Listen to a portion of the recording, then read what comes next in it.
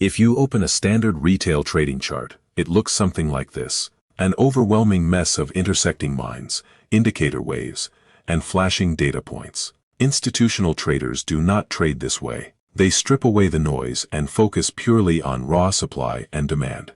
To execute this strategy, you need two things. First, access to basic charting software. Second, a clear understanding of a candlestick's anatomy, specifically the solid body showing where the price opened and closed, and the thin wicks showing the extreme highs and lows. By tracking supply and demand, you can read the chart as a map, locating exactly where institutional money is hiding. Institutional momentum leaves a specific footprint on the chart. It appears as a sudden, aggressive directional sprint in price. Retail trading volume, by contrast, creates clusters of tiny, indecisive candles. The price chops sideways without committing to a direction. Identify institutional volume by isolating a specific pattern. Look for a minimum of 3 massive consecutive candles moving aggressively in the same direction. Their size and speed prove a major player stepped in. Retail traders lack the capital to move markets this fast. Spotting this 3-candle momentum burst is your first confirmation that you are tracking institutional footprints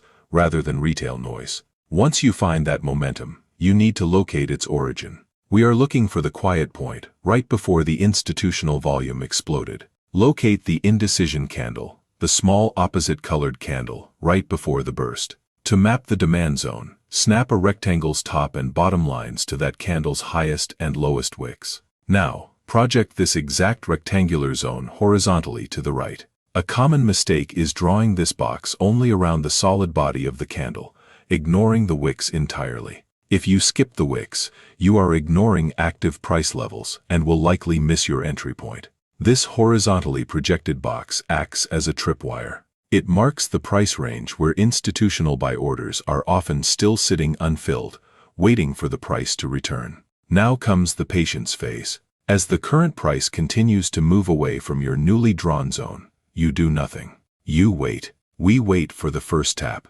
In this time lapse, the price fluctuates, eventually drifting down until a candlestick wick penetrates our green demand rectangle. We follow a strict first tap only rule. Only this initial return carries reliable institutional weight. When the price taps the zone for the first time, those sitting institutional orders are typically absorbed.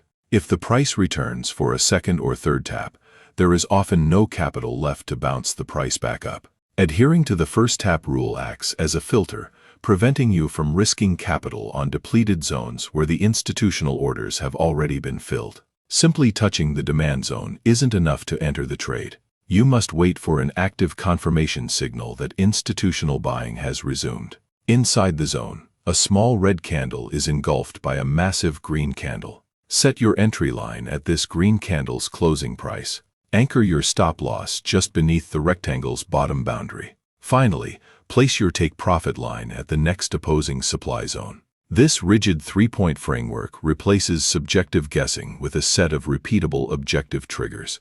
By defining the entry, stop loss, and take profit beforehand, you stop acting as a reactive participant and start executing based on mathematical probability. When institutional orders are triggered at these zones, the market often reacts sharply. As you can see in this sequence, the price rockets upward from the base zone and smashes straight through the target line. The complete cycle is repeatable. Spot the momentum footprints, isolate the indecision origin, wait for the first tap, and execute on strict confirmation. This structure is designed for mathematical skew. By keeping your stop loss tight relative to your take profit, a single win like this 1-to-4 ratio can cover the cost of multiple failed attempts. Now, it's your turn. Open your charting software, locate a clear trend, and practice drawing 3 distinct demand zones using these exact rules. The market is not random to those who know how to read it. Mastering supply and demand allows you to trade alongside the institutions instead of against them.